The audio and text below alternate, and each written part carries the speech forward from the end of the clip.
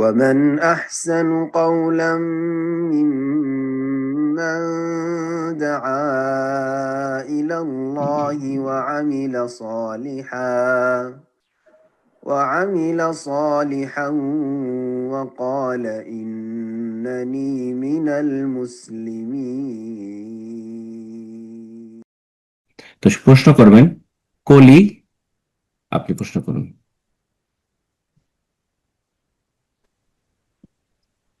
আসসালামু আলাইকুম। ওয়ালাইকুম আসসালাম ওয়া রাহমাতুল্লাহি ওয়া বারাকাতুহু। জি ভাই, আমি নিউ ইয়র্ক থেকে, ভালো আছেন? বলেন। জি আলহামদুলিল্লাহ, বলেন। ভাই, আমার প্রশ্ন ছিল যে একজন মহিলা, সে কি একা, একটা মেয়ে কিংবা মহিলা, সে কি একা হজ কিংবা ওমরা যেতে পারবে? এটা কি হারাম নাকি নিষিদ্ধ? জায়েজ নয়, নবী সাল্লাল্লাহু আলাইহি ওয়াসাল্লাম নিষেধ করেছেন। আর নবী সাল্লাল্লাহু আলাইহি ওয়াসাল্লাম যদি নিষেধ করেন তো সেটি নাজায়েজ, হ্যাঁ, অবৈধ কাজ, গুনার কাজ, বুঝছেন না? হারাম, অবৈধ, নাজায়েজ এগুলো কাছাকাছি শব্দ। হাদিসে হারাম শব্দ আসেনি। হারাম মানে তো নিষিদ্ধ। হারামের শাব্দিক অর্থ বাংলায় যখন করবেন তখন সেটা নিষিদ্ধ, যে একই অর্থ। এটি নিষিদ্ধ, এটি নাজায়েজ, এটি অবৈধ কাজ। নবী সাল্লাল্লাহু আলাইহি ওয়াসাল্লাম বলছেন লা ইয়াহিল্লু লিইমরাহ, কোন নারীর জন্য হালাল নয়, মানে কি তার বিপরীত হচ্ছে হারাম। হালাল নয় তুমিনু বিল্লাহি ওয়াল ইয়াউমিল আখির, যদি আল্লাহর প্রতি ঈমান রাখার, পরকালে ঈমান রাখে, তাহলে আন তুসাফিরা বিদুনি মাহরাম, বিনা মাহরামে সফর করা, সেটা ইবাদতে সফর হোক, আর নিজের বাড়িতে স্বামীর কাছে যাওয়ার সফর হোক, বাবা মায়ের কাছে যাওয়ার সফর হোক, বৈধ সফর হোক, ব্যবসা বাণিজ্যের সফর হোক, অথবা নাজায়েজ হারাম সফর হোক। জি, হারাম বিনোদনের জন্য কেউ যাচ্ছে, যে কোনো সফর হোক না, একজন মুসলিমের কোনো সফরই বিনা মাহরামে জায়েজ নয়। যদি সফর করে হজে চলে আসে, হজ নেকির কাজ, ওমরা নেকির কাজ, কিন্তু এটি নাজায়েজ কাজ যেহেতু করেছে, সুতরাং সে গুনাহগার হবে। আল্লাহ রাব্বুল আলামিন হজ ওমরা হয়তো কবুল করবেন যদি তার হালাল রুজি থাকে, কিন্তু তার যে পারিপার্শ্বিক অবস্থা, সেটি একটি নাজায়েজ কাজ করে সে এই হজে আসলো। তারপর হজ আসলে ফরজ হয়। যেই বোনের কাছে মাহরামের ব্যবস্থা হয়নি, হয় নিজের পয়সা দিয়ে মাহরামকে হজে নিয়ে আসবে, অথবা মাহরাম যাচ্ছে তার সাথ ধরে নেবে, এমন যদি সুযোগ না হয়, নিজের হজের সমান টাকা পয়সা আছে, তাহলে হজ ফরজ হয়নি। কখনো আল্লাহ জিজ্ঞেস করবে না যে তোমার কাছে টাকা ছিল আল্লাহর ঘর পর্যন্ত পৌঁছার, কেন হজে আসনি, যতক্ষণ পর্যন্ত মাহরাম না পাবে। এই বিষয়টি মনে রাখবেন। সুতরাং সৎ নিয়তের উপর আল্লাহ হয়তো হজের নেকি দিয়ে দেবেন, আপনি নাজায়েজ কাজ করলেন।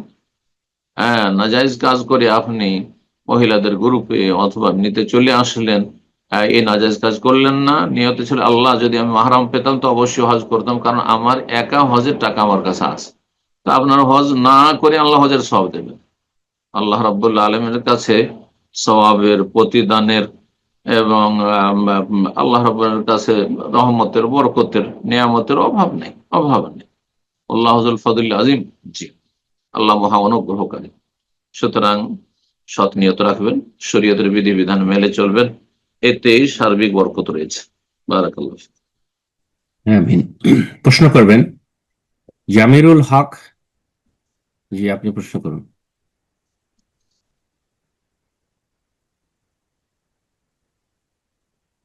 জামিরুল হক, ফোনটা আনমিউট করে নিন, প্রশ্ন করুন।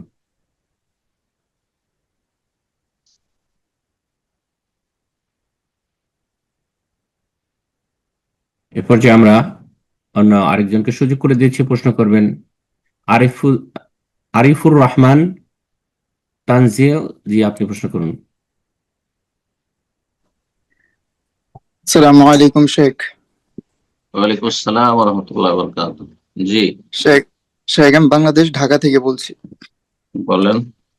শেখ, আমার প্রশ্ন হচ্ছে, আমি যে মসজিদে সালাত আদায় করি, সেই মসজিদের ইমাম হানাফি। তিনি দোয়া করার সময় বলেন, হে আল্লাহ, আমাদের সবটুকু সোনার মদিনায় নবীজির রওজা মুবারকে পৌঁছে দাও। আবার তিনি অন্যান্য মানুষের নেক আমলের ওসিলায় দোয়া করেন। ওনার পেছনে কি সালাত হবে? ওনার পিছনে সালাত হবে, কিন্তু ওনার এই মোনাজাতে শরীক হবেন না। বেদাতি মোনাজাত, সম্মিলিত মোনাজাত এক। 2 নম্বর কথা, এই দোয়া তার, হ্যাঁ, যে করা, এটাও বেদাতি কাজ। কাউকে নিজের সালাতের নেকি বক্সে দাও, পৌঁছে দাও, তাহলে তার কাছে কি থাকলো? সে তো এমটি থেকে গেল, মূর্খ সে। নবী সাল্লাল্লাহু আলাইহি সাল্লাম এমনিতেই নেকি পাচ্ছেন এক ভাগ করে, যেহেতু তার মাধ্যমে আল্লাহ আমাদের হেদায়েত করেছেন। আমরা আমার নেকিটা আমার কাছে রাখলাম, আপনার নেকিটা আপনার কাছে রাখলেন। ওই ইমাম নিজের কাছে যদি রাখতো, হতভাগা না হয়ে, আল্লাহ রাব্বুল নবী সাল্লাল্লাহু আলাইহি সাল্লামকে এক ভাগ সমান সমান প্রত্যেকের পক্ষ থেকে আল্লাহ দিচ্ছেন। কিন্তু যখন নিজের যেটা ছিল সেটাও আর নিজের জন্য রাখলেন না সংরক্ষণ করে, সেটাও আল্লাহ নবীকে পাঠিয়ে দিলাম, তাহলে খালি হাতে বিনা আমলে জাহান্নামে যেতে হবে। আল্লাহ হেদায়েত দান করুক। জি, তাদের এই অজ্ঞতা এবং এগুলো বেদাতি তরিকা। জি, বারাকাল্লাহু ফিক। শারীরিক এবাদত দিয়ে ইসালে সব হয় না, সব রেসানি হয় না। শরীরের এবাদত বন্দেগী, নামাজ পড়ে পৌঁছে দেওয়া, রোজা রেখে পৌঁছে দেওয়া, কোরআন পড়ে পৌঁছে দেওয়া, হ্যাঁ, জিকির আজকার করে এটা পৌঁছে দিলাম, হ্যাঁ, সব রেসানি করলাম, এটা বক্সে দিলাম, এগুলির কোনো প্রমাণ নেই। আর্থিক এবাদত, হ্যাঁ, আর্থিক এবাদত অন্যের পক্ষ থেকে করে আল্লাহ আমি দান সাদকা করলাম, এই হজ করলাম, উমরা করলাম, আল্লাহ এগুলি পৌঁছা দাও, এগুলি আছে। আও সাদাকাতুন জারিয়া, অথবা দোয়া আছে, তাদের জন্য দোয়া করবে। বারাকাল্লাহ ফিক। আমিন। প্রশ্ন করবেন রেজিয়া খাতুন, আপনি প্রশ্ন করুন।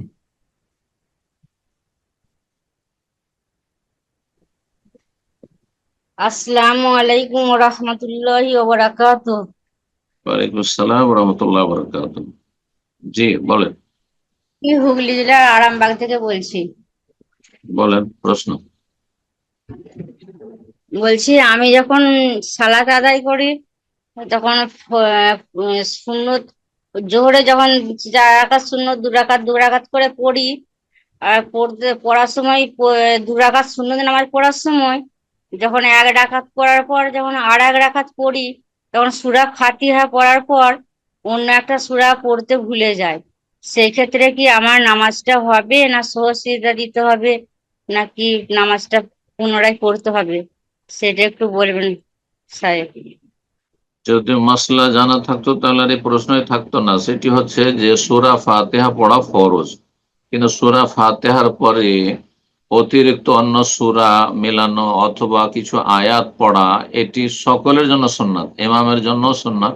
হ্যাঁ, মুক্তাদির পড়ার প্রয়োজন নাই। কিছু ওলামারা বলেছেন যে সময় থাকলে পড়তে পারবে যদি আসতে পড়ে ইমাম, যেমন জোহর আসর ইত্যাদি।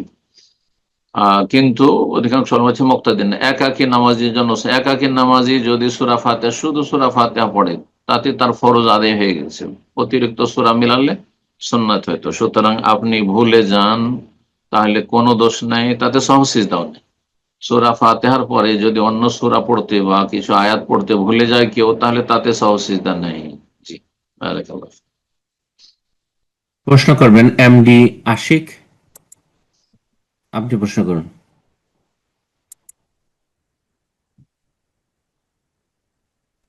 ওয়ালাইকুম রহমতুল্লাহি ওয়া বারাকাতুহু। ওয়ালাইকুম আসসালাম ওয়া রাহমাতুল্লাহি ওয়া বারাকাতুহু। জি, বাংলাদেশ বরিশাল থেকে বলছিলাম। বলেন, প্রশ্ন বলেন। জি শায়েখ, আমরা তো এখানে হানাফি মসজিদে নামাজ পড়ি, তো হানাফি মসজিদের ইমামরা বলতেছে যে রফুল দিন, তারপর জোরে আমিন, এগুলো আর কি বলা যাবে না, কারণ এটা ইক্তেদাইতু বিহাজাল ইমাম, এবং ইমামের পিছনে বাড়তি কিছু করা এতে নামাজ হয়ে যায়। তো এই বিষয়ে একটু ক্লিয়ার করবে। ইমাম যদি বেদাত করে তা আপনার বেদাত করতে হবে। ইমাম যদি নবীর তরিকার বিরোধিতা করে তা আপনাকে বিরোধিতা করতে হবে। ইমাম যদি জাহান্নামে যায় তা আপনাকে জাহান্নামে যেতে হবে। ইমাম যদি বলে যে আমার নেকির বেশি প্রয়োজন নাই, সুন্নাত গুলি করবো না, তা আপনি করবেন না। ইমাম যদি মিথ্যা কথা বলে যে রফায়দান মানসুখ হয়ে, তো আপনি কি মিথ্যা বিশ্বাস করবেন না? ইমামের অনুসরণ জায়েজ কাজগুলিতে, হ্যাঁ, সুন্নতের ক্ষেত্রে, সুন্নতের বিরোধিতার ক্ষেত্রে ইমামের কোনো অনুসরণ নেই। আশা করি বুঝতে পেরেছেন। সুতরাং তার কথাগুলি ভ্রান্ত কথা, এরা গোড়া। হ্যাঁ, এরা ঠিক ওই ড্রাইভারের মতো, যে ড্রাইভারকে কি করতে হয়, 4 চোখ রাখতে হয়। মানে সামনের ডানে দেখতে হয়, বামে দেখতে হয়, সামনে পুরো দেখতে হয়, বা পেছনের ডানে বামে সব দেখতে হয়।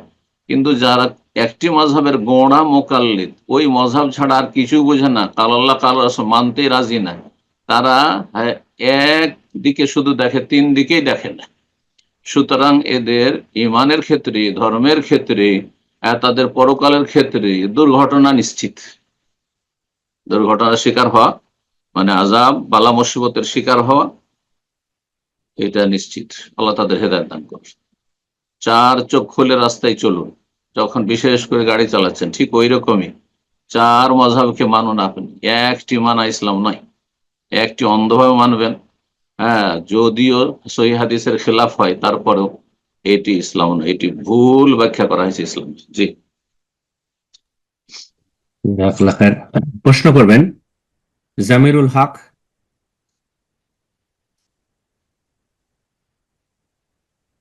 জি, জামিরুল হক, আপনি ফোনটা আনমিউট করে নিন, প্রশ্ন করুন।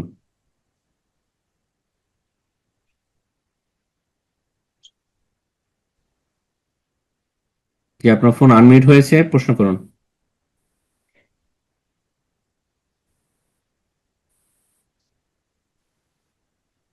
আপনাকে আমরা শুনতে পাচ্ছি না, আপনার সম্ভবত মাইকে বা কোথাও সমস্যা হচ্ছে। জামিরুল হক, আপনাকে আবারও সুযোগ দিচ্ছি। জি, পর্যায়ে প্রশ্ন করবেন সুরাজ শেখ। জি, আপনি প্রশ্ন করুন। আসসালামু আলাইকুম রহমতুল্লাহ। সাহেব, ওয়ালাইকুম আসসালাম ওয়া রাহমাতুল্লাহি ওয়া বারাকাতুহু। জি, সাহেব আমার বাড়ি হচ্ছে মুর্শিদাবাদ ফারাক্কা। তো আমি বিহারে কাজে এসেছি রাজমিস্ত্রির। আমার প্রশ্ন হচ্ছে সাহেব যে কিছুদিন আগে আমি প্রশ্ন করেছিলাম যে আমাদের বাড়িটাতে আগে থেকে মানে আমার বাবা কবরের উপর বাড়ি দিয়ে দিয়েছিল। তো আমার তো আর সামর্থ্য নেই যে আমি ভেঙে অনুযায়ী বাড়ি করবো, জায়গাও নেই। তো আমি কি যদি সে কবরটাকে উঠে আমি কবরস্থানে যদি ট্রান্সফার করে দিত, এরকম করে নামাজ পড়তে পারবে বাড়ির মহিলারা? যেই জায়গাটিতে খবর আছে সেই রুমটি তুমি নেবে না, হ্যাঁ, সেই ঘরে দুটো রুম বসবাস আছে করবে সাহেব, না। দুটো রুমের মধ্যে পড়েছে। হম দুটো ঘর তোমার আছে, রুম দুটো ঘরের মধ্যে আছে। দুটো হ্যাঁ, ঘরে আছে। আল্লাহ হেফাজত করুন। দুটো ঘরের মধ্যে। আর আর জমি জায়গা নেই, বারো মানতে রাজি না? না, বাবার আছে আরো 2 কাঠা, তো আমাকে করতে দিবে না এখন। কবর বসা হারাম, কবর শোয়া হারাম, কবর চলাফেরা করা হারাম, না জায়েজ কাজ, সব গুনাহ হচ্ছে। যারা করেছে আমার তারা তো সব সাহেব, হ্যাঁ, কবরগুলোকে তাহলে সসম্মানে উঠিয়ে, যদি হাড়হাড্ডি থাকে উঠিয়ে কবরস্থানে দফন করে দিবে, এরকম পরিস্থিতি নিরুপায় হলে।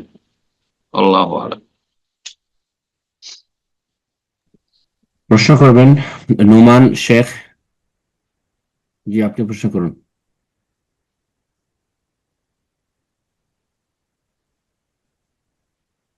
নোমান শেখ, ফোনটা আনমিউট। জি, আপনার ডিভাইস আনমিউট হয়েছে, প্রশ্ন করুন। জি,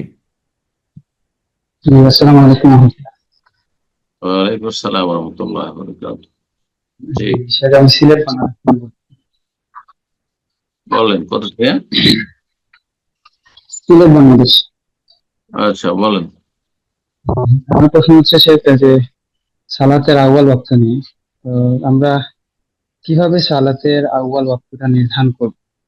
এটা কত সময় থাকে? এটা কিভাবে বুঝবো? বিশেষ করে যেভাবে নবী সাল্লাল্লাহু আলাইহি ওয়াসাল্লাম বলেছেন ওইভাবে। আউয়াল ওয়াক্ত কখন শুরু হয়, যোহর কখন শুরু হয় জানতে হবে, আসর কখন শুরু হয় জানতে হবে, মাগরিব কখন শুরু হয়, এশা কখন শুরু হয়, ফজর কখন শুরু হয়। হ্যাঁ, সুতরাং আপনার প্রশ্নের উত্তর হচ্ছে যে সালাতের ওয়াক্ত সম্পর্কে যে আলোচনাগুলি আছে পড়ে নেবেন। জি, বাস, যে বইয়ে পড়ে নেবেন অথবা আলোচনায় শুনে নেবেন। জি, বারাকাল্লাহ ফিক। করবেন আবু আবু কালাম, আপনি প্রশ্ন করুন।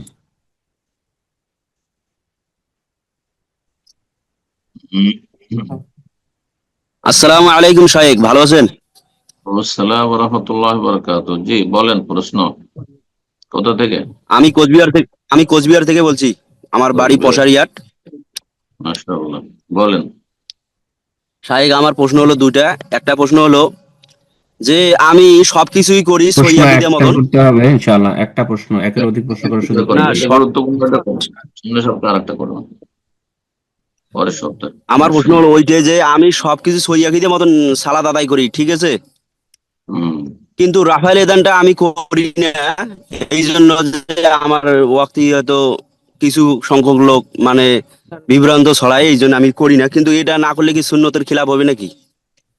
সুন্নতের খেলাফ তো হবে, কিন্তু আপনি করলে যদি ঝগড়া লাগার আশঙ্কা থাকে যে মসজিদে ঝগড়া ঝামেলা হবে, তাহলে করবেন না সুন্নতটি। নিয়ত রাখবেন যে আল্লাহ তৌফিক দিলে আমি করতাম, তাহলে নাকি পেয়ে যাবেন এই সুন্নতে। বোঝা গেছে? আর যদি দেখেন যে না, শুধু একটু ওরা মনক্ষুণ্ণ হবে, কিছু ঝামেলা হবে না, কিন্তু মনক্ষুণ্ণ হবে, সেই জন্য মনক্ষুণ্ণ করব না, আমি সুন্নত ছাড়বো না, মোটেই জায়েজ না, মোটেই ছাড়বেন না। কেন ছাড়বেন আপনি সুন্নত? কন্টিনিউ। যখন দেখবেন যে ঝামেলা করতে পারে, হ্যাঁ, এই গোড়াগুলো, জাহিল গুলো, তখন ছেড়ে দেবেন। যেমন শাহ ওলিউল্লাহ মুহাদ্দিস দেহলভী ছেড়ে দিয়েছেন দিল্লিতে সেই আমল, কারণ সব গোড়াগুলি ছিল, সব ফিতনা ফাসাদ সৃষ্টি করছে।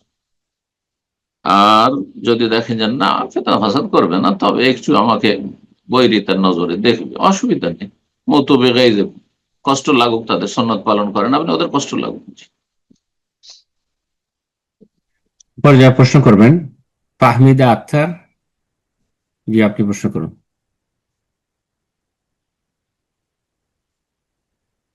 আসসালামু আলাইকুম। ওয়ালাইকুম আসসালাম ওয়া রাহমাতুল্লাহি ওয়া বারাকাতুহু। জি, আমি গোপালগঞ্জ থেকে বলতেছি। জি, প্রশ্ন। জি স্যার, আমার প্রশ্ন হচ্ছে যে আমার স্বামী আর কি বিদেশে থাকে, তো উনি 2 বছর হয়েছে আর কি স্পেনে গেছে। এখন সমস্যা হচ্ছে যে উনি দ্বিতীয় বিবাহ করতে চাইতেছে। এতে আমার কোনো সমস্যা নেই, সমস্যা হচ্ছে যে উনি যাকে আর কি বিয়ে করতে চাইতেছে তার সাথে অনেক বছর আর কি রিলেশন ছিল। এখন বিয়ে করে উনি ওনাকে আর কি বিদেশে প্রসেসিং করে ওকে আর কি আগে নিয়ে যেতে চাইতেছে। তো আমি যখন বলছি যে আমাকে নিয়ে যাওয়ার কথা, তখন বলছে যে তুমি আসতে আসতে আরো 4 থেকে 5 বছর সময় লাগবে, তো তুমি বাংলাদেশে থাকো, খরচপাতি যা আছে আমি দিয়ে দিব, কিন্তু যেহেতু প্রসেসিং আমার আগে ওর হয়ে গেছে, তা আমি ওকে নিয়ে যাব। পশ্চিমা এখন দেশে 2 স্ত্রী কি করে নিয়ে যাবে? মিথ্যক। পশ্চিমা দেশে 2 স্ত্রী এলাও নেই, 2 স্ত্রী কি করে নিয়ে যাবো? না, জি জি, 2 স্ত্রী কি, মানে উনি হচ্ছে ওনার টাকাতে কোম্পানি বিষয়ে যাবে, কোম্পানিতে বিষয়ে যাওয়ার পরে তারপরে হচ্ছে মনে করেন তারপর আর কি নিয়ে যাবে ওই। আর বিশেষ করে করতে পারছেন না, হাদাহুল্লাহ, আল্লাহ হেদায়েত করুক। এটা ভালো চরিত্রের মানুষের পরিচয় না, এটা চরিত্রহীন লোকের পরিচয়। আগে যে স্ত্রী আগে থেকে আছে সংসারে, তাকে না নিয়ে গিয়ে, হ্যাঁ, গোপনে গোপনে অন্যের সাথে পরকিয়া করছে, হারাম নাজায়েজ রিলেশন করছে, আর তাকে নিয়ে যাবে, বিয়ে করে আরেকটা বিয়ে করবে। আগে একটি স্ত্রীর হক আদায় করতে, তারপর দ্বিতীয় বিয়ে করতে হবে। এইরকম পরিস্থিতি যারা প্রবাসে থাকে, এক স্ত্রীর হক আদায় করতে পারে না, দ্বিতীয় আবার বিয়ে করবে না, জায়েজ নয় তাদের। এক স্ত্রীর হক আদায় করবে। জি স্যার, কারণ আছে, মানে তার কথা হচ্ছে মানে আমার হাজবেন্ডের জন্য তার স্বামী আর কি তার তালাক দিয়ে দিছে, তার 2টা বাচ্চা আছে, এর জন্য আর কি তাকে নিয়ে যেতে চাইতেছে আর কি। অত মায়া তো সেটা এমনি খরচ খরচা চালানো যেতে পারে, এমনি খরচ খরচা চালানো যেত। আগে আপনাকে নিয়ে যাবে, আগের স্ত্রীকে নিয়ে যাবে, বা তার কাছে সাথে থাকবে এসে, আর তারপরে দ্বিতীয় তৃতীয় 4টা বিয়ে করুক। জি, ইনসাফ করুক 3টি শর্তের সাথে: ইমানি শক্তি, শারীরিক শক্তি, আর্থিক শক্তি। কথা বোঝা গেছে? আগে যার বাচ্চা আছে তাকে নিয়ে যেতে হবে, জরুরি নাই। ওকে এখনো বিয়ে করেনি, হ্যাঁ, তার কেউ না, সে তাকে সহযোগিতা করবে, হ্যাঁ, বিধবা বা তালাক প্রাপ্তাকে সাহায্য করলে যে বিশাল স্বভাব, সে স্বভাব পাবে। হ্যাঁ, তাদের আর্থিক সহযোগিতা করবে, তাদের ভরণ পোষণের দায়িত্ব নেবে, খরচ খরচা চালাবে। কিন্তু তার মানে না যে তাদের সাথে আপনার নোংরা সম্পর্ক রাখবে, ওটাই জায়েজ না।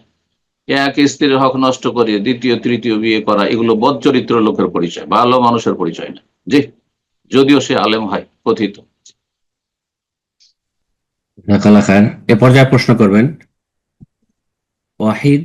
আপনি প্রশ্ন করুন।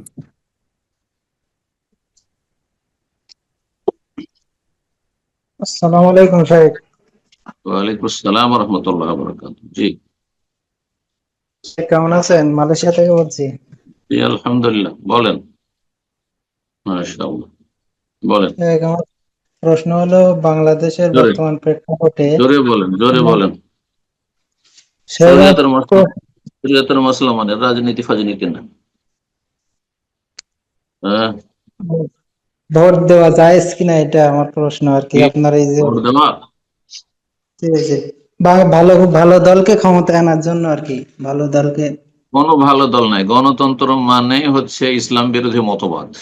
গণতন্ত্র ইসলামের সাথে সাংঘর্ষিক, সুতরাং কোনটি দল ভালো না। যারা ইসলামের লেভেল লাগিয়েছে তারা ভালো না, না, ওরা আরো ধর্ম ব্যবসায়ী। যারা ইসলামের লেভেল না লাগিয়ে গণতন্ত্রের ধর্মে বিশ্বাসী, তারা তো দুনিয়া পেটের জন্য করছে। তারা কখনো বলে না যে আমাদেরকে ভোট দিলে সব হবে, কিন্তু এরা তো বলছে ভোট দিলে জেহাদ হবে। ইসলামকে বিকৃত করছে। একটি গুরুত্বপূর্ণ ইবাদতকে তারা কুফরি তন্ত্রের সাথে তারা তুলনা করছে বা কুফরি তন্ত্র বলে আখ্যায়িত করছে। আল্লাহ এদের অনিষ্ট থেকে রক্ষা করুক, দেশকে, জাতিকে। জি, আমিন। প্রশ্ন করবেন মঞ্জারুল এসকে। জি, আপনি প্রশ্ন করুন। আসসালামু আলাইকুম রহমতুল্লাহ বারাকাতুহু। শেখ, ওয়ালাইকুম আসসালাম ওয়া রাহমাতুল্লাহি ওয়া বারাকাতুহু। জি বলেন। জি শেখ, আমি ইন্ডিয়া মুর্শিদাবাদ থেকে বলছি। আমার বলেন। প্রশ্ন, জি, আমার নিজের জন্য, যে আমি পূর্বে প্র্যাকটিসিং মুসলিম, মানে সকল ফরজ ওয়াজিব আদায় করতাম, তাহাজ্জুদ গুজার ছিলাম এবং সকল প্রকার জিকির আজকার করতাম, বাট এখন পাপে হয়তো কিছু লিপ্ত হয়ে যাচ্ছি এবং তারপরে ফরজ ওয়াজিবেও আলসি হয়ে যাচ্ছে, যেমন ফজরের সালাত, এশার সালাত, এই সকলগুলো। তো আপনি আমাকে কিছু নসিহত করবেন। এবং পাপেও লিপ্ত হয়ে যাচ্ছি, বিশেষ করে মোবাইলের পাপে।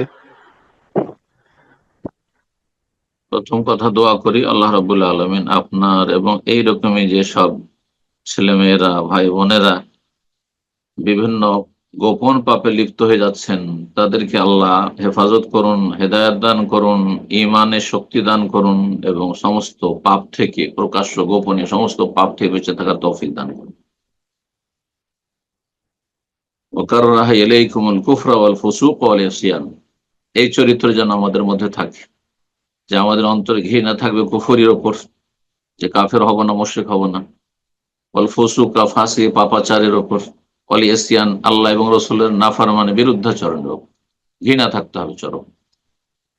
আপনার এই বৈশিষ্ট্যটি কমে গেছে, যে কোরআনে আল্লাহ বর্ণনা করেছেন যারা মুমিন, যারা জান্নাতি, যাদের লক্ষণ ভালো, যে এরা জান্নাতের পথে রয়েছে, শয়তানকে সুযোগ দেয় না, তাদের অন্তরে কুফরির ওপর, পাপাচারের ওপর, অন্যায়ের ওপর এবং আল্লাহ এবং রাসূলের নাফরমানির ওপর ঘৃণা থাকবে। ঘৃণা থাকলে তাতে লিপ্ত কি করে হবে? তারপরে যে বিষয়টি বলে, যেহেতু বললেন যে আমি মোবাইলের পাপে লিপ্ত হয়ে যাচ্ছি, মোবাইলের যেই ক্ষেত্রে পাপ হচ্ছে সেটা ইউজ করবে না। যেমন ফেসবুকে পাপ হচ্ছে, ফেসবুক বন্ধ করে দেন। আমাদের অনেক দিনই ভাইরা ফেসবুক চালাতো, বিভিন্ন পাপে লিপ্ত হয়ে যেত, এসে বলেছে যে তওবা করেছি, আমি ফেসবুক বন্ধ করে দিয়েছি। তাদেরকে আমি দোয়া দিয়েছি, জি, যে আল্লাহ আপনাদের ভালো করুন, জি, উত্তম বিকল্প দান করুন। কোনো প্রয়োজন নেই এই ফেসবুকে মিথ্যারই ছড়াছড়ি বেশি। ফেসবুকের যে খবর অধিকাংশগুলি বিশ্বাস করা বড় মুশকিল, এত গুজব সেখানে। আর ফেসবুক অধিকাংশ যারা ইসলাম ধর্ম সম্পর্কে কোনো বিজ্ঞ আলেম খুব কমই লেখালেখি করে, যার ফলে দেখা যায় যে এমন এমন উদ্ভট কথাবার্তা ইসলামের নামে সেখানে থাকি, আর যাচাই বাছাইয়ের ক্ষমতাও নেই আপনার। সুতরাং ফেসবুক ইউজ করা বন্ধ করেন। ইউটিউবে যদি গুনাহ হয়, তাহলে ইউটিউব থেকে ইসলাম শেখার কোনো প্রয়োজন নেই। আপনার ইউটিউব খুললে গুনাহ হয়ে যাচ্ছে, বাঁচতে পারছেন না, আপনি বন্ধ করে দেন ইউটিউব। ঈমান যেদিন মজবুত হবে যে হারাম দেখবো না, সেদিন ইউটিউব থেকে আপনি লেকচার শুনুন। আশা করি বুঝতে পারছেন। যদি দেখা যায় যে না, স্মার্টফোন রাখলে আমার গোনা হচ্ছে, তাহলে স্মার্টফোন তো তওবা করেন। আপনি সাধারণ ফোন রাখেন, কোন রকম টেলিফোন করা যাবে, রিসিভ করা যাবে, এইরকম ফোন রাখেন, যাতে মানে পরিবারের সাথে যোগাযোগ রাখা যায়, ব্যাস। এইভাবে আপনি শয়তানকে নিরাশ করেন, আপনি শয়তানকে আশাবাদী করে দিয়েছেন। শয়তান এখন আপনার সম্পর্কে আশা করছে যে এই লোকটি তো অনেক ভালো ছিল জান্নাতের পথে, একে জাহান্নামের রাস্তায় নিয়েই নিয়েছি।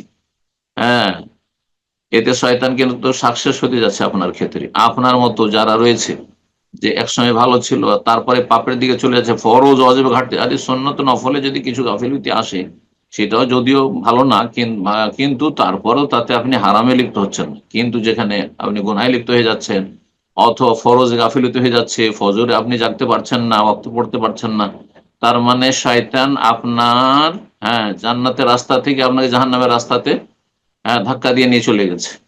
এখন আপনি রাস্তা ঠিক করুন, আল্লাহ হেফাজত করুন, দোয়া করি আল্লাহ রাব্বুল আলামিন যেন গুনাহ খাতা মাফ করেন, তওবা করার তৌফিক দান করেন, আখিরাতমুখী হওয়ার তৌফিক দান করেন এবং মরণকে খুব কাছে মনে করবেন।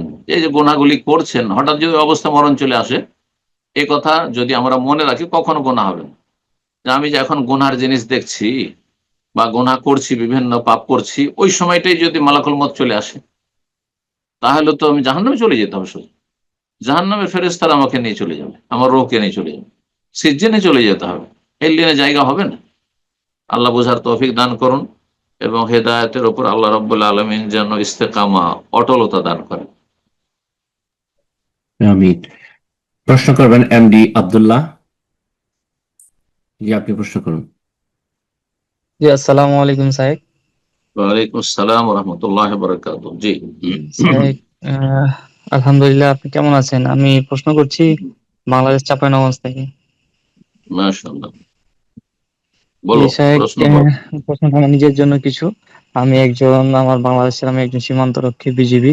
আমি দীর্ঘদিন অর্থাৎ 3 বছর থেকে চাকরি করছি। প্রশ্নটা আমার নিজের জন্যই। আমি চাকরিতে আসার আগে মাশাআল্লাহ, শারীরিকভাবে ফিট ছিলাম, কিন্তু চাকরিতে আসার পরে কিছু দুরারোগ্য ব্যাধিতে আক্রান্ত হয়ে বর্তমানে অর্থাৎ পেটের সমস্যার কারণে আমার দিন দিন শারীরিক ওজন কমে যাচ্ছে এবং হয়তো চিকিৎসাটা বলতেছে ডাক্তার যে যদি হয়তো এটা কমপ্লিট ছাড়বে না, তবে আমি আমার রবের প্রতি বিশ্বাসী। এর আগে আমি দুরারোগ্য ব্যাধিতে আক্রান্ত হয়েছি, কিন্তু আমার রব আমাকে সেখান থেকে একবারে পূর্ণ সুস্থতা দান করছেন। তো শারীরিক ওজন কমে যায়, অনেক দুর্বল হয়ে যায়। আমি অনেক প্রশাসনিক কাজে এবং অনেক অপারেশনাল কাজে আমি যখন মানে আমার ব্যাটসম্যানের সাথে আমি পেরে উঠি না, তখন আমি লজ্জিত হই এবং অপমানিত হই। এবং এটা তো আমার কর্মজীবন, এটা আমাকে চালিয়ে যেতে হবে। এজন্য আমাকে কিছু নসিহা করুন। আল্লাহ যেন এখান থেকে আমাকে কিছুটা শক্তিশালী করে এবং অপমান থেকে এবং লজ্জিত হওয়া থেকে যেন আমি বেরিয়ে আসতে পারি। চাই। প্রথম কথা, আল্লাহ রাব্বুল আলামিনের পরীক্ষা যেমন সুখ শান্তি দিয়ে হয়, দুনিয়ার সুখের সামগ্রী দিয়ে হয়, তেমনি অসুখ বিসুখ বালা মুসিবত দিয়ে আল্লাহর পরীক্ষা হয়। হ্যাঁ, তো এই পরীক্ষায় আপনাকে সফল হইতে হবে।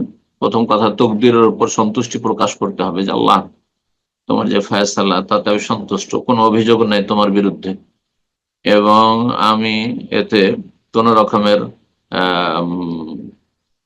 নিরাশ হয়ে যায় না, তোমার রহমত থেকে নিরাশ হয়ে যায়, আল্লাহ রহমত থেকে নিরাশ হবেন।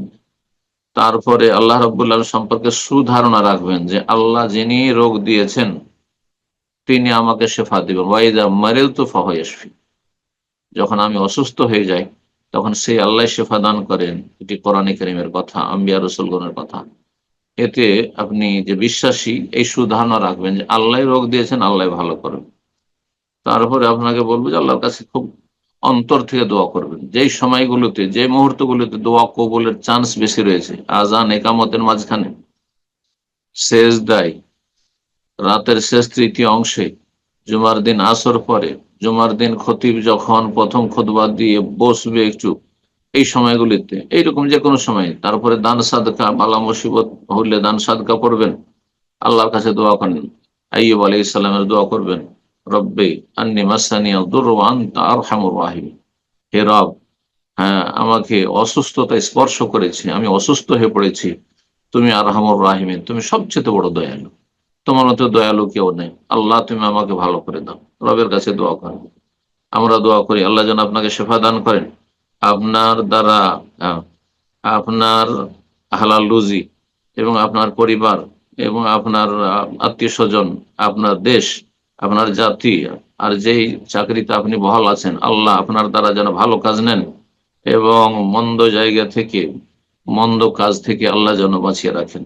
নেক হায়াত জি আল্লাহ স্যার, দান এটা আমি আমাদের সীমান্তরক্ষী বাহিনী হিসেবে যে করতে চাই, যেটা হাদিসে বর্ণিত আছে যে আমরা সীমান্তরক্ষী বাহিনী হিসেবে আমরা রাত্রে যে সীমান্ত পাহারায় থাকি, এটা কি আমাদের ইবাদতের সমতুল্য? অর্থাৎ এভাবে যে হাজার মাসের তুলনায় উত্তম হ্যাঁ, যদি লাইলাতুল খুলুসিয়াত কদর থাকে, নিয়তে যদি খুলুসিয়াত থাকে তো এটি বড়ই সওয়াবের কাজ, বড়ই সওয়াবের কাজ। এটি হচ্ছে রেবাত। রেবাত মানে আল্লাহর রাস্তায় পাহারা দেওয়া। আপনি ইসলাম মুসলিমের হেফাজতের জন্য, দেশের হেফাজতের জন্য বৃহৎ স্বার্থে, আপনি আপনার স্বার্থ নাই, বরং আপনার বৃহৎ স্বার্থ হচ্ছে এই যে আমি এই আমানত যে দায়িত্বে নিয়েছি, আমানত যথাযথ আদায় করব, তাহলে ইনশাআল্লাহ আল্লাহ এর ওপর বড় সওয়াব দেবেন ইনশাআল্লাহ। হ্যাঁ, জি, জিহাদের মতো সওয়াব দেবেন। বারাকাল্লাহ। জিহাদের রাস্তায় যেমন পাহারা দেয় মানুষ, ঠিক ওই রকম। জাযাকাল্লাহ খায়ের। এই পর্যায়ে প্রশ্ন করবেন আল আমিন বিন আবু বাকার। জি, আপনি প্রশ্ন করুন। আসসালামু আলাইকুম ওয়া রাহমাতুল্লাহ। ওয়ালাইকুম আসসালাম ওয়া রাহমাতুল্লাহি ওয়া বারাকাতুহু। জি, বাংলাদেশ দিনাজপুর জেলা থেকে বলছি। বলেন। শেখ, আমাদের বাজারে আমরা একটা পাঠাগার দিয়েছি বই পড়ার জন্য, যেখানে 3 ভাগের 1 ভাগ দুনিয়াবি বই, আর আখিরাতে বই 2 ভাগ, ইসলামিক বই, হাদিস এবং আপনাদের আলেমদের বইগুলো আছে। তো এই পাঠাগারের আমরা নাম দিয়েছি পলাশী আদর্শ গণগ্রন্থাগার। আমাদের এলাকার নাম হচ্ছে পলাশবাড়ি। তো এই জন্য পলাশী আদর্শ গণগ্রন্থাগার দেওয়া হয়েছে। তো এতে দুনিয়াবি বই অনেকেই মানে বলতেছেন বলতে কি বুঝেছেন? দুনিয়াবি বই বলতে দুনিয়াতে কি বুঝেছেন? যেমন গল্পের বই, হুম, আবার কোনো কবির বই, এরকম। না, গঠনমূলক যদি বই হয়, ইসলাম বিরোধী কথা যেন ওইসব বইয়ে না থাকে। আর বিদাতি জি বই জি অথবা নাস্তিক সেকুলারদের বই পুস্তক, তাহলে কোনো সওয়াবের কাজ না। হ্যাঁ, ইসলামের শত্রুদের বই, হ্যাঁ, ইসলাম বিদ্বেষীদের বই, মোনাফেকদের বই, ওই সব বই পুস্তক রাখবেন না। দুনিয়াবি গঠনমূলক এমন কিছু কাহিনীর বই বা জেনারেল নলেজ আছে, হ্যাঁ, সাধারণ জ্ঞান জি মানুষের হবে তাতে, দিন দুনিয়া সম্পর্কে বা দুনিয়া সম্পর্কে, এগুলি এই ধরনের বইগুলো রাখবেন। যে ইতিহাসের বই রাখেন, কিন্তু এমন কিছু রাখবেন না যে এই বইগুলিতে এমন সাহিত্য, যে সাহিত্যে অশ্লীলতা আছে, নোংরামি আছে, যে সাহিত্যে আপনার ইসলাম বিদ্বেষিতা আছে, অথবা এমন কিছু আছে আপনার উপন্যাসের বই রাখা জায়েজ নয়, কারণ উপন্যাস মিথ্যা। হ্যাঁ, এসব কাহিনী মিথ্যা। সুতরাং মিথ্যা দিয়ে মানুষকে কোনো গঠনমূলক কিছু শেখানো হয় না। সুতরাং এই ধরনের বই রাখবেন না। যখন আপনারা মুসলিম এবং আপনারা চাইছেন যে আমি এর মাধ্যমে সব চাই, তাহলে গঠনমূলক কাজ করুন। এমন কিছু করবেন না যাতে দিন দুনিয়ার ক্ষতি রয়েছে, লাভ কিছু নেই। বারাকাল্লাহ। দেখ, আমার প্রশ্নটি হলো যে পলাশী আদর্শ গণগ্রন্থাগার এর নামটা কি আসলে সঠিক, মানে এটা কি দেওয়া ঠিক নাম হয়েছে? দিতে নাম দিতে কোনো অসুবিধা নেই। ইসলামের সাথে সাংঘর্ষিক না হইলে আপনার গ্রামের নাম দেন আর দেশের নাম দেন, আর যা দিবেন তাই দেন, বাস। ইসলাম বিরোধী কোনো নাম না, শিরকি নাম না, কথা বুঝছেন না? যে শিরকি নাম না হলেই হলো, বিদাতি নাম না হইলেই হলো। জাযাকাল্লাহ খায়ের। প্রশ্ন করবেন আবু বকর। জি, আপনি প্রশ্ন করুন। আসসালামু আলাইকুম শাহেক। ওয়ালাইকুম সালাম আমি রহমতুল্লাহ। বাংলাদেশ থেকে জি, বলছি, বলেন। যশোর থেকে। শাহেক, আমার একটা প্রশ্ন হলো, আমি দীর্ঘদিন যাবৎ শারীরিক ও মানসিক ভাবে অসুস্থ, অনেক অসুস্থ। শাহেক, আমার জন্য দোয়া করবেন। সুবহানাল্লাহ, আল্লাহ শিফা দিন। শাহেক, গতকালকে আমার আব্বু একজন কবিরাজের কাছে নিয়ে গেছিল আমাকে। সে কবিরাজ জিনের মাধ্যমে মানে করে, চিকিৎসা দেয় আর কি। উনি জিনের মাধ্যমে আছে, প্রথমে আমার নাম জিজ্ঞেস করলে, তারপরে আমার মায়ের নাম জিজ্ঞেস করলে, তারপরে উনি আছে বলছে যে এই তোমার কি এই হয়, তোমার কি ওই হয়। তা উনি যে মানে অনেকগুলো শারীরিক সমস্যার কথা বললে, শারীরিক মানসিক, তা মানে অনেকটাই মিল আছে। এখন তিনি বলছেন যে তোমাকে তো করা হয়েছে, আহ, তাবিজ করা হয়েছে আর কি, কুকুরের খাওয়ানো হয়েছে, মানে নদীতে ফেলা জাদু করা, হয়েছে। জাদু হ্যাঁ, করা হয়েছে, এটাও শয়তানি হ্যাঁ, নাম। তাবিজ হালকা করার জন্য, কারণ হ্যাঁ, বেদাতীদের কাছে তাবিজ আছে, সেই সেহের, হ্যাঁ, জাদু এটা করার বলছে, জন্য। হুম, বলছে হুম। এটা করা হয়েছে। এখন উনি 2টা শিকড় দিয়েছে, একটা খেতে বলেছে আর একটা গোসল করতে বলেছে একটা দিয়ে। যাই হোক, এবার উনি আমাকে আবার হচ্ছে শনিবারে অথবা মঙ্গলবারে 12টার আগে হচ্ছে যাওয়ার কথা বলেছে, আমার আব্বুর সাথে আবার নিয়ে যাওয়ার কথা বলেছে। ঝাউ ফল, মোনামণি আর সোনা ফল 2টো করে এ নিয়ে যাওয়ার কথা বলেছে। বলছে যে হচ্ছে তাবিজ কেটে দেবে আর কি, এরকম কিছু। এখন কি হচ্ছে, কি করবো শেখ, আপনার কাছে জানতে চাচ্ছি। তাবিজ আমার তাবিজ করণীয়, রাখতে বলছে না, তাবিজ দেবে বলছে? তাবিজ দেবে না, তাবিজ কেটে দেবে আর কি, মানে নষ্ট করে দেবে এরকম। উনি বলছে যে মানুষই করেছে আমাকে। এখন আছে ওই দিন গেলে তাবিজটা কেটে দেবে, চিকিৎসা করবে। আল্লাহ, আমার জন্য কি জায়েজ হবে? আল্লাহ তার অনিষ্ট থেকে রক্ষা করুন। সে যতটা মনে হচ্ছে সে একজন গণক, জ্যোতিষীরা, এরা জিনের সাহায্যে শিরকি কুফরি কাজ করে, এরা আপনার চিকিৎসা করে, নাহলে গায়েব কি করে জানবে সে? কথা বোঝা গেছে? কিছু অদৃশ্যের কথা জিনেরা দেখতে পায়, জানতে পারে, যেটা আমরা জানতে পারি না। জিনের কাছে সাহায্য চাই। এর লক্ষণ হচ্ছে যে মায়ের নাম জিজ্ঞাসা করেছে। মায়ের নাম জিজ্ঞাসা করে যারা গণক, জ্যোতিষী, সাহের, জাদুকর, বুঝা গেছে। সুতরাং সে হচ্ছে একজন সাহের, সে কবিরাজ নয়। আর ভারত, বাংলাদেশে, পাকিস্তানের অধিকাংশ যারা কবিরাজ বলে পরিচিত, আলেম না, আলেমের দিন নয়, তাহলে তারা হচ্ছে সাহের, জাদুকর, কাহেন, জ্যোতিষী, গণকেরা। কথা বোঝা গেছে। সমস্ত কুফরিতে লিপ্ত রয়েছে এরা। জিনের কাছে সাহায্য কামনা করে, জিনের সান্নিধ্য লাভের জন্য তারা বিভিন্ন কুফরিয়া কাজ করে। জি, তাদের জন্য কিছু উৎসর্গ করে, তাদের ডিমান্ড গুলো, জিন শয়তানদের ডিমান্ড গুলো পূরণ করে, আপনাকে দিয়ে পূরণ করতে বলবে।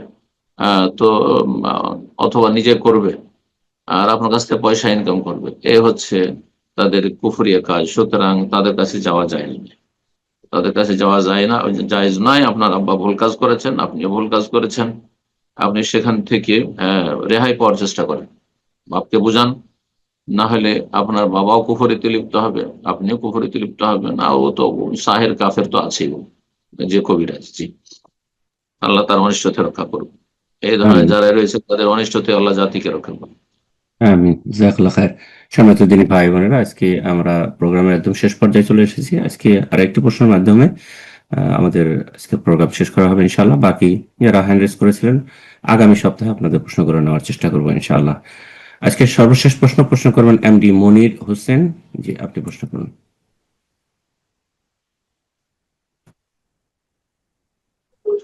আসসালামু আলাইকুম ওয়া রাহমাতুল্লাহি ওয়া বারাকাতুহু। ওয়ালাইকুম আসসালাম ওয়া রাহমাতুল্লাহি ওয়া বারাকাতুহু। শায়েখ কেমন আছেন? আলহামদুলিল্লাহ। বলেন, প্রশ্ন কোথা থেকে? জি, বাংলাদেশ টাঙ্গাইল থেকে বলছি। অনেক দিন থেকে আপনাকে প্রশ্ন করব এবং আপনার কাছ থেকে দোয়া নেব। আমাদের এইচএসসি পরীক্ষা চলতেছে। একটু জোরে বলেন, আস্তে শুনতে পাচ্ছি না। আমাদের এইচএসসি পরীক্ষা চলতেছে, আমাদের জন্য দোয়া করবেন যাতে আল্লাহ তাআলা ভালো ফলাফল দেন। আল্লাহ তৌফিক দান করুন, আল্লাহ সফল করুন, দিন এবং দুনিয়ার আপনার ভালো কল্যাণ দান করুন, বিশ্ববিদ্যালয়ে অধ্যয়ন করার সুযোগ দান করুন। দুনিয়া আখেরাতে আল্লাহ সফল করুন, দুনিয়ার পরীক্ষা আখেরাতের পরীক্ষা আল্লাহ উত্তীর্ণ করুন। জি জি শায়েখ, আমার প্রশ্ন হলো কি যে খালি গায়ে বস্ত্রহীন অবস্থায় কি, মানে শরীরে কোনো কাপড় নেই এরকম অবস্থায় কি বাথরুমে যাওয়া যাবে কিনা, এবং এই মহিলাদের এরকম জায়গায় খোলামেলা থাকা যাবে কিনা? একটু জোরে বলেন, শুনতে পাচ্ছেন মনে হচ্ছে। একরা ভাই শুনছেন? শায়েখ, মানে খালি গায়ে বাথরুমে যাওয়া যাবে কিনা এবং খালি গায়ে পুরুষ শুধু আছে, মহিলা নাই, এরকম জায়গায় থাকা যাবে কিনা, এইটা শুধু আমার প্রশ্ন। খালি গায়ে বাথরুম যেতে অসুবিধা কি? কোনো অসুবিধা নেই। এটা তো আমাদের তবলিগ ভাইদের কথা যে খালি গায়ে যাও কিন্তু মাথায় টুপি দিয়ে যাও, ওদের বেদাত। আপনার মাথায় কিছু রাখতে হবে না, এমনকি মহিলা মাথায় কাপড় দিয়ে বাথরুমে যেতে হবে, এর দলিল কি? কিচ্ছু নেই, বোঝা গেছে। বেগানা পুরুষ সেখানে নেই, খালি গায়ে যেতে পারেন বাথরুমে, কোনো অসুবিধা নেই। জি, খালি গায়ে থাকতে পারেন। আপনার নাভি থেকে নিয়ে হাঁটু পর্যন্ত ঢাকা থাকলেই হবে, এতটা ঢাকা থাকতে হবে যদি অন্য কোনো লোকেরা থাকে। আর বাকি খালি গায়ে থাকেন, খালি গায়ে সেখানে সমাজে যদি কোনো আইব দোষণীয় না হয়, তাহলে খালি গায়ে বাইরে রাস্তাঘাটও মানুষ খালি গায়ে থাকছে অনেক। তো খালি গায়ে জায়েজ রয়েছে আপনার বাথরুমে যাওয়া। এটাকে যদি কেউ নাজায়েজ মনে করে অথবা মাকরুহ মনে করে, তাহলে তখন সে বেদাত করলো। তার বেদাতি আকীদা, সে বেদাতি, বোঝা গেছে। এইরকমই খালি গায়ে কারো সামনে থাকা জায়েজ, কিন্তু প্রত্যেক জায়গার একটা পরিবেশ আছে আর সমাজ আছে। আর সৌদি আরবে খুব খারাপ লাগবে, সৌদি আরবে খালি গায়ে কেউ থাকে না, ছোট বাচ্চা, 1-2 বছর বাচ্চাও কখনো খালি গায়ে দেখবেন না আরবদের। তো এটা ভালো জিনিস। তো কিন্তু আমাদের সমাজে বড় বড়রা খালি গায়ে থাকছে, রাস্তাঘাটে হেঁটে বেড়াচ্ছে, চলাফেরা করছে, বাড়ির বাইরেও। তো কথা হচ্ছে কোনো আইব যেহেতু দোষণীয় নাই, কিন্তু যেখানে আইব, ভদ্রলোকেরা তো মানুষের সামনে লোকজন আছে, সেখানে অন্তত গেঞ্জি আর লুঙ্গিতে থাকবে। কিন্তু খালি গায়ে থাকতে কোনো দোষ নেই। খালি গায়ে পুরুষদের সামনে বা মহিলাদের সামনেও যদি থাকে, আর সেখানে কোনো ফিতনার আশঙ্কা না থাকে, তো কোনো পুরুষ গ্রামে মহিলারা আছে, চলাফেরা করছে আর খালি গায়ে আছে তার উঠানে, বাইরে, রাস্তায়, জায়েজ আছে। ব্যাস ফিতনার আশঙ্কা না থাকে, ফিতনার আশঙ্কা থাকলে জায়েজ। এটা পুরুষদের ক্ষেত্রে বলছি। মহিলাদের গোটা শরীর ঢেকে রাখতে হয়। আলমারা আত আওরাত, নবী সাল্লাল্লাহু আলাইহি ওয়াসাল্লাম, নারী জাতি হচ্ছে পুরো আবৃত বস্তু। জাযাকাল্লাহুল্লাহ খায়ের। কিন্তু কেউ না থাকলে আসলে বাড়িতে, হ্যাঁ বিষয়টি পূর্ণ করি। মহিলারা যখন বেগানা পুরুষ থাকার সম্ভাবনা বেশি, সেই জন্য বললাম। কিন্তু বাড়িতে আছে, নির্জনে আছে, তো স্বাভাবিক শরীর যতটা ঢেকে রাখা প্রয়োজন আছে রাখবে। আর যদি মনে করে যে আমি কিছু অংশ খুলে রাখবো, অথবা আমি মাথা খুলে চুল খুলে আমি বাথরুমে যাব অথবা চলাফেরা করবো, কোনো অসুবিধা নেই, কোনো অসুবিধা। বেগানা নন মাহরাম না থাকলে হলো। জি, আল্লাহ তাআলা আ'লাম। জাযাকাল্লাহ খায়ের। উস্তাদি তো আজকে ইনশাআল্লাহ এখানে শেষ করে দিন। আগামী প্রোগ্রামে বাকি। বারাকাল্লাহু ফিকুম। আল্লাহ রাব্বুল আলামিনের কাছে দোয়া করি, আল্লাহ রাব্বুল আলামিন যেসব ভাই বোনেরা আজকে আমাদের সাথে থাকলেন, বিশেষভাবে তাদের জন্য আল্লাহ তাদেরকে দুনিয়া আখিরাতের কল্যাণ দান করেন, আল্লাহ রিজিকে বরকত দান করেন, আল্লাহ হায়াতে বরকত দান করেন, সমস্ত অনিষ্ট বালা মুসিবত থেকে আল্লাহ হেফাজত রাখেন। আল্লাহ রাব্বুল আলামিন আমাদের উপকারী জ্ঞান দান করেন, নেক আমলে তৌফিক দান করেন, আল্লাহর দিনের দিকে আহ্বান করার তৌফিক দান করেন, ভালো কাজে আল্লাহ সবসময় থাকার তৌফিক দান করেন, মন্দ কথা কাজ থেকে আল্লাহ পুরোপুরি আমাদেরকে বেঁচে থাকার তৌফিক দান করেন। সুবহান রাব্বিকা রাব্বিল ইজ্জাতি আম্মা ইয়াসিফুন ওয়া সালামুন আলাল মুরসালিন ওয়ালহামদুলিল্লাহি রাব্বিল আলামিন।